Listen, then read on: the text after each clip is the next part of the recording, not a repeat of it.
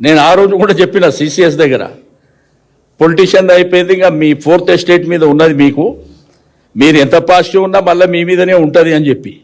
ఎందుకు చెప్పినా, పరిపూర్ణాచారి ఆ పిల్లోడు, అతను దగ్గర నాకు తెలిసి 6 ఏళ్ల నుంచి గాంధీ భవన్ దగ్గరనే ఉంటుండే.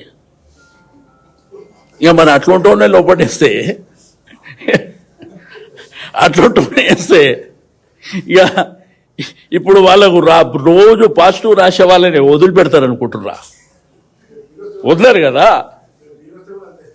ఇప్పుడు ఆ కాంగ్రెస్ ప్రభుత్వం అధికారం రావడానికి పాపం ఆ పిల్లోడు కూడా రెగ్యులర్ న్యూస్ ఇచ్చుకుంటే ఎక్కడ పోయినా, పాదయాత్రలకు పోయినా ఎక్కడ పోయినా ఎంబడి ఉంటుండే. అతను లేడు, అయ్యప్ప శబరిమల పోయిండు అనేది టికెట్లు అవన్నీ డీటెయిల్స్ ఉన్న తర్వాత కూడా అతను తీసుకుపోయి కూర్చోబెట్టారు.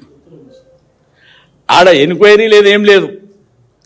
ఆ రోజంట హాలిడేనంట. సాయంత్రం కరెక్ట్ 4 గంటలకు 5 గంటలకు అతన్ని ఎంక్వైరీ చేసి పంపించేసారంట. ఆడ ఎంక్వైరీ చేయడానికి ఎవరు లేనేలేడు. ఎంక్వైరీ చేసి ఎట్లా పంపించారో తెలియదు. వాళ్ళు ఏంటంటే కొంతమంది మంత్రులు మాట్లాడుకోరు, అరే మన ఎంబడి 6 ఏళ్ల నుంచి గాంధీ భవన్లోనే ఉన్నాడు కదా, పాపం అతన్ని వదిలిపెట్టండి అని చెప్పినట్టుండ్రు, పంపించారు.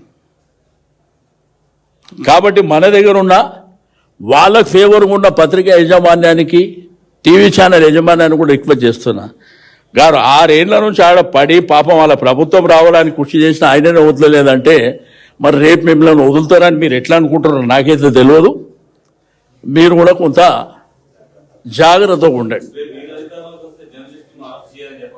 100% నేనే బాధ్యత తీసుకుంటా.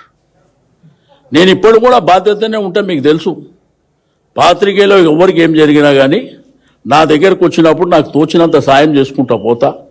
ఏదైనా ఇబ్బంది ఉంది వీళ్ళతో మాట్లాడమంటే నేను మాట్లాడతా. నేను ఇప్పుడు అజంటూనే మాట్లాడతా నేను. కాబట్టి అప్పుడు మా ప్రభుత్వం వచ్చినప్పుడు కూడా తప్పకుండా బాధ్యతగా మీ పక్షాన్ని నేను నిలబడతా.